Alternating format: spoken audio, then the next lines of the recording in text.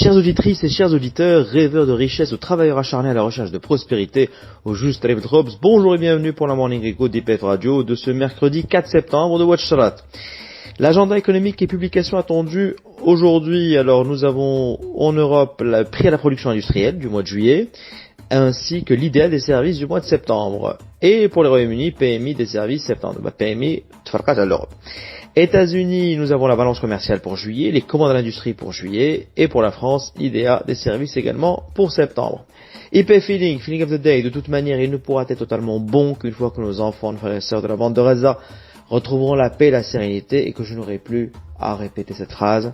C'est tout ce qu'on espère. Asset performance. Au niveau national, le MASI a corrigé lors de la séance de mardi et a terminé à moins 0,52 pour un volume de 298 millions de dirhams, de la réallocation de portefeuille ou encore des prises de bénéfices pour se repositionner au moment opportun à suivre. La performance depuis le début de l'année du MASI est redescendue donc en dessous des 15%, nous sommes à 14,91. Au niveau international, l'or ce matin est à 2523,20, le pétrole brut chute, ou du moins continue à baisser, nous sommes ce matin à 69,94 $ le baril. Alors est-ce qu'il y a des informations qui ont fuité de la prochaine réunion de l'OPEP, ou c'est l'état de l'économie mondiale qui inquiète? En tout cas, ce n'est pas toujours bon signe de voir le pétrole brut baisser. Le Bitcoin là aussi, alors qu'on pensait hier se rapprocher des 60 000 $, nous redescendons ce matin à 56 250. Beaucoup de volatilité sur le Bitcoin. La bourse de New York a fini en nette baisse mardi, la santé de l'économie ayant continué de préoccuper les investisseurs en cette première séance de septembre pour les États-Unis.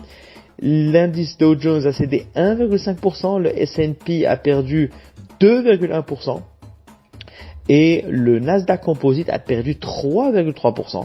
Les marchés restent fébriles avant la publication dans la semaine d'indicateurs qui viendront donner le pouls du marché du travail américain et qui pourraient avoir un impact sur la prochaine décision monétaire de la Réserve fédérale. Impact News, alors certes, c'est Impact News sur des données de 2022, mais publié ce matin, hier soir, sur le site du Haut Commissariat au Plan. L'économie nationale a enregistré en 2022 un produit intérieur brut en volume de 1296 milliards de dirhams, avec une croissance de 1,5 par rapport à 2021. Au prix courant, le PIB a marqué une valeur de 1330 milliards, avec une hausse de 4,2%. Trop de chiffres, c'est pas ce qui est intéressant. Ce qui est intéressant le plus, c'est le comparatif entre les régions. Alors, 4 régions ont pu enregistrer des taux de croissance supérieurs à la moyenne nationale. 4 régions ont fait mieux que la moyenne nationale. Alors, c'est lesquelles? Tic-tac, tic-tac. C'est la région de Souss-Messa, plus 7,5%.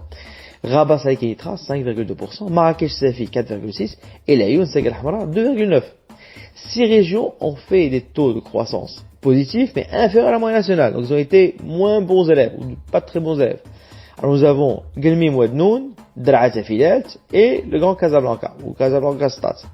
Et 2 régions ont une croissance négative. Et là, on parle desquelles? On parle de Blimil el-Khnefra, moins 4,7, et de Fès Meknes, moins 1,9. Chers auditrices et chers auditeurs, vous retrouverez ce podcast sur les réseaux sociaux de IPF Radio et IPF Advisors. En attendant l'application IPF Radio, c'était la Morning Echo de ce mercredi 4 septembre 2024. C'est Yassine Erdogan. Je vous remercie pour votre écoute et vous souhaite une excellente journée. Et à demain.